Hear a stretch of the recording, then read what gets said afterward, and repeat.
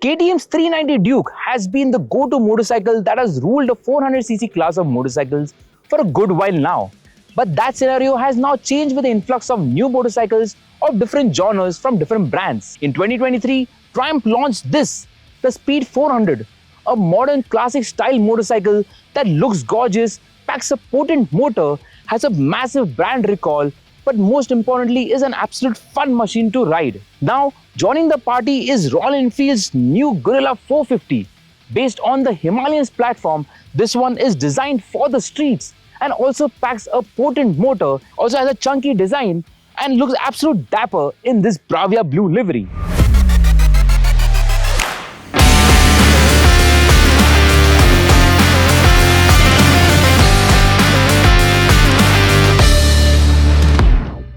Now, I've ridden both these motorcycles back to back to break them down to the pros and cons and ultimately let you folks know which one of these two machines should be your pick. But before we get going, you know the drill.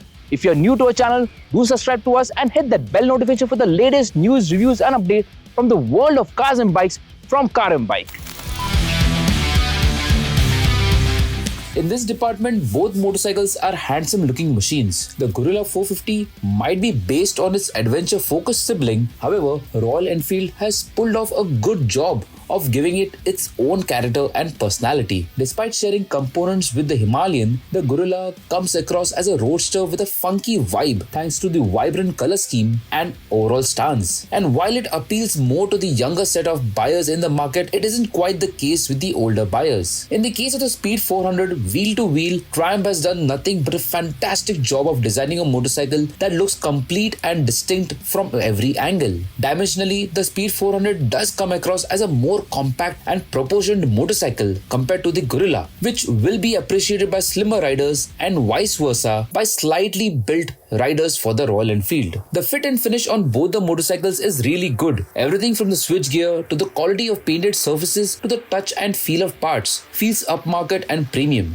However, the Triumph does manage to do a slightly better job at this, mainly because of the attention to detail and the overall choice of textures and materials. Coming to the features, there are 2 points that work in each motorcycle's favor. The Speed 400 is equipped with a semi-digital instrument console which looks clean and well equipped. However, the speedometer is analog while the tachometer is digital, which ideally should have been the other way around, considering the ease of reading it on the go. Next, while the Triumph doesn't get riding modes, it does come with switchable traction control, which is necessary for a 400cc bike. For the Guerrilla 450, you get an all-digital instrument console that is well designed and is loaded with information. However, the party trick here is the navigation system that is integrated with Google Maps, which makes it so much simpler to feed information and get directions. The bike unfortunately doesn't get traction control but does come with 2 riding modes, Eco and Performance.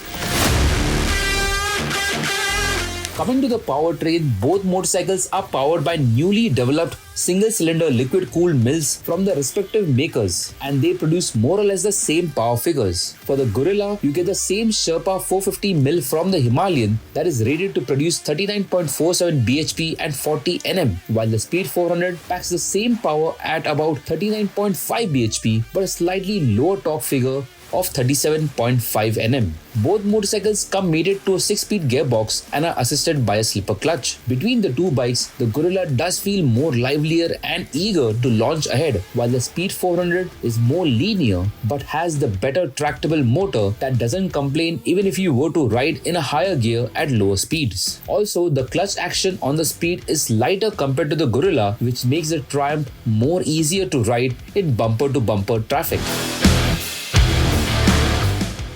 Now, both motorcycles have a couple of similarities as far as the spec sheet is concerned, but in the real world, both are different in terms of how the power is delivered, weight distribution, agility, and how the grip levels of these tires perform. On the Guerrilla, the motor is peppy and eager to launch ahead as soon as you enter the power band. So much so that in performance mode, it can catch you by surprise and does take some time to get used to. Yes, you can switch to eco mode for a more relaxed power delivery, but that also takes away the fun element of riding this RE. In the initial lower revs, the lag which is present on the Himalayan is less thanks to the smaller rear sprocket. However, with every hard twist of the throttle, the dominant sound of the intake accompanied by the raspy exhaust note, in my opinion, makes the riding experience engaging and enjoyable. In the case of the Speed 400, the engine feels more refined and the power delivery is linear, but the front end is always ready to lift from the get-go, making it a very engaging bike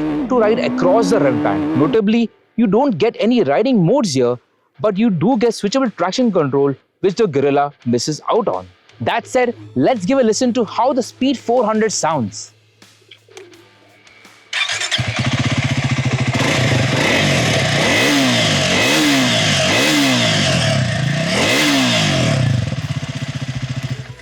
And now the Guerrilla 450.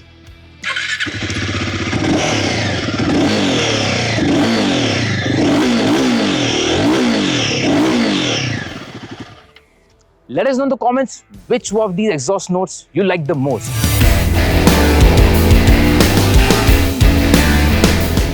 As far as handling is concerned, both bikes are excellent performance in their own game. However, the Guerrilla does ask for a bit more effort when switching from one side to another. The reason for that can be linked to the wider tires, which is a trade-off for their chunky appeal. But it is the Speed 400 that aces here, as it feels absolutely at home for any kind of corner you chuck at it. The agility and confidence it inspires to enter a corner is simply fantastic and a lot of fun to power out of a corner. Both motorcycles are very closely matched when it comes to the price tag. Triumph offers the Speed 400 in a single variant and it is priced at Rs 2.34 lakh ex-showroom, while Royal Enfield offers the Guerrilla 450 in 3 variants, and this one, being the top spec model, is priced at Rs 2.39 lakh ex-showroom. In the battle of these roadsters, it has been a neck-to-neck competition, which only makes it all the more difficult to pick a winner. Both bikes are potent, good-looking, well-equipped, and have a strong brand recall. Having said that, while the Speed 400 has a more premium appeal and ranks higher on fit and finish and quality levels, the Guerrilla has more road presence and is notably roomier, which will be appreciated by taller riders. To conclude this comparison, if I had to pick one, it would be the Triumph Speed 400, simply because this motorcycle is more agile, the weight distribution is better, and for my height, the riding triangle and space is just right. I do hope this video has been helpful, and if that's so, do give it a like and do share it with someone who may need it. I'm Janak Saurabh signing out for now, and I'll see you in the next video. And as always, remember to strap up your helmet.